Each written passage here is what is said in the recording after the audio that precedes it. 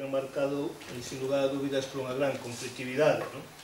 Todo apunta que se vai a prolongar durante todo o ano, na medida en que desto dá boa conta de alguna maneira que é a primeira vez que se inicia un curso con unha convocatoria de folga antes de que haxa aulas. Como sabedes, temos convocado unha folga das escolas oficiales de idiomas pola día 9 e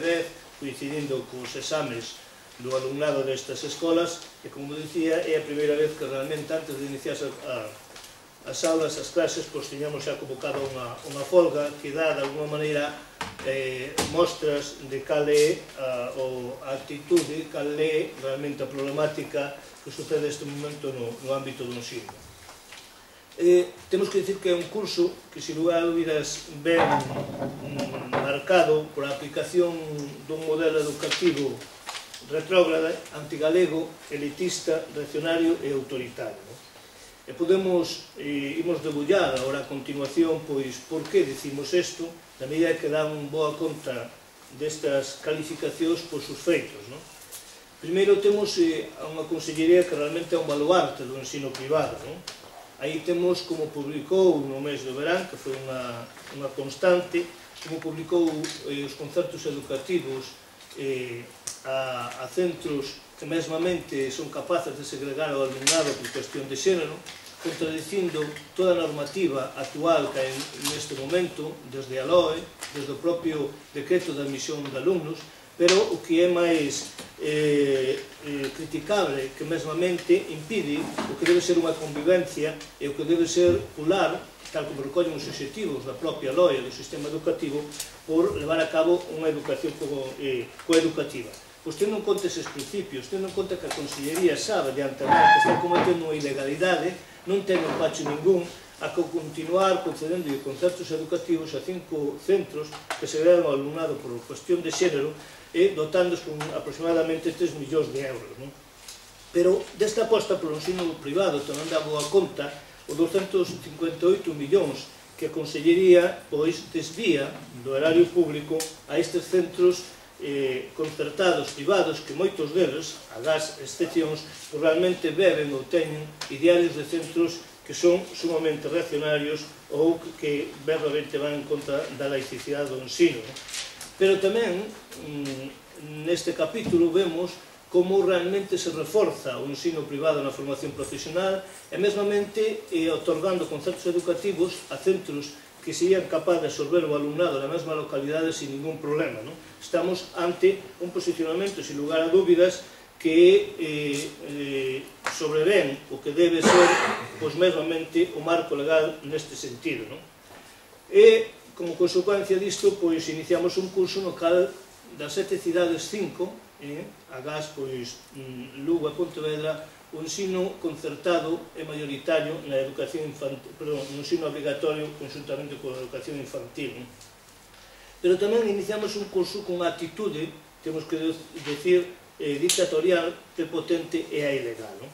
Aí temos, sin lugar a dúbidas, a aprobación de normas de actuación, tanto de normas como de actuación permanente no período vacacional, sin ningún tipo de negociación. Nunca se dou un verán tan prolífico nas actuacións da propia administración educativa, sabendo que evidentemente era unha maneira de levar a cabo proxectos que tirían unha grande contestación e así desa maneira mitigábase calquer tipo de resposta. Aí temos, como dicíamos antes, a circular das escolas oficiales de idiomas que vai a supor unha folga o día 9 e o día 10. Aí temos a publicación dos cadros de persoal dos centros de infantil e primaria. Aí temos a publicación tamén dos concertos educativos que se acabo de facer referencia a eles, ou tamén a supresión de prazas nos centros de formación do profesorado, no cese dos seus directores e directoras, e, sin embargo, a sustitución a dedo destes cargos directivos dos centros de formación do profesorado. Pero tamén temos actuacións do verán, foron a supresión do modelo educativo ou a pretensión de suprimir o modelo educativo das galescolas, a sustitución de toda a súa simboloxía e tamén a pretensión que ten a Administración galega neste momento de nin siquiera levar a cabo o proceso selectivo que estaba convocado e que está paralizado neste momento. Pero tamén se levou a cabo no verán pois a sinatura dun acordo de agrupamento de alumnado de distintos niveis e mesmamente ciclos e etapas. Tamén se levou a cabo no verán a publicación do inquérito trampa sobre o mellor dito, para non uso do galego no ensino. Tamén se levou a cabo, pois, no verán a eliminación da gratuidade dos libros de texto, e tamén se levou a cabo, pois, no verán, que a proposta de elección de cargos directivos dos centros integrados mediante libre designación e non de maneira democrática. Pero tamén estamos ante un curso que, sin lugar a dúdas, ven marcado pola súa judicialización, por falta de negociación e por unhas actitudes totalmente contrarias á lei por parte da Consellería de Educación. Temos recorrido as subvencións aos centros que segregan alumnado por razón de xénero, temos recorrido o currículo da educación infantil porque elimina a posibilidade de que os centros impartan ou vehiculicen as aulas como mínimo no 50% en lingua galega. Temos tamén recorrido todo o que foi a enquisa trampa e todo o seu desenvolvemento e a actuación da Consellería ao longo do mes de xuño, no que ten que ver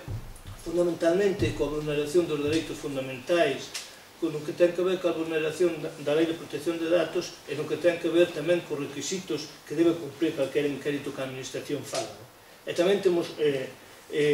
recorrido a circular da Escola Oficial de Idiomas por ser totalmente ilegal e estar exenta de negociación. Pero estamos ante un curso, sin lugar a dúbidas, que a Consellería podase aplicar o refrán deso, dime de que presumes e direixe de que careces, na medida que estamos ante unha Consellería totalmente despilfarradora en momentos de crisis. Un gasto superfluo por motivos partidistas e españolistas e por un uso evidentemente partidario en contra do galego e propagandístico. O diñeiro público vale exclusivamente para perseguir o galego. Aí temos todo o desenvolvemento do inquérito con un único obxectivo que é que o galego teña menos presencia que ten neste momento, que ni siquiera chega ao 50% no sistema educativo. Aí temos as cuñas publicitarias supostamente por unha gratuidade, entre aspas, solidaria dos libros de texto feitas en español. Aí temos un comportamento sistemático da Consellería de Educación que é unha involución de uso tamén do español e ao lado do galego para que quede en evidencia que o noso idioma ni siquiera pode ter maior de edad para andar, para camiñar só. E temos tamén unha actuación despilfarradora no todo o que ten que ver no cambio da simboloxía e da sinalización das gales escolas e no que pretenden cambiar o seu modelo, que é moito máis preocupante. Por lo tanto, sin lugar a dúbidas, nun momento de crisis, a Consellería de Educación a máis prioriza un gasto superfluo, un despilfarro realmente do que é o diñeiro público. Pero tamén temos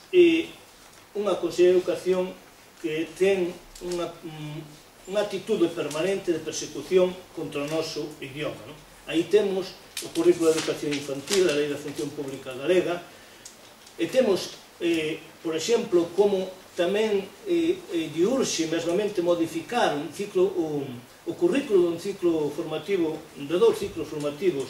de formación profesional, no cal se introduciran módulos que ten que ver, evidentemente, coa especificidade do noso país, e que a Administración ten potestade para fixar o 45% dos currículos, e o anterior goberno que fixo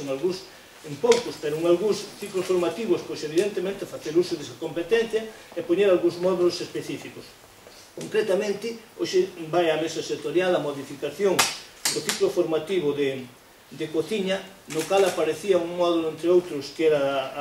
a vanguarda da cociña galega, e desaparece tamén, ou pretende que desapareza dese currículo.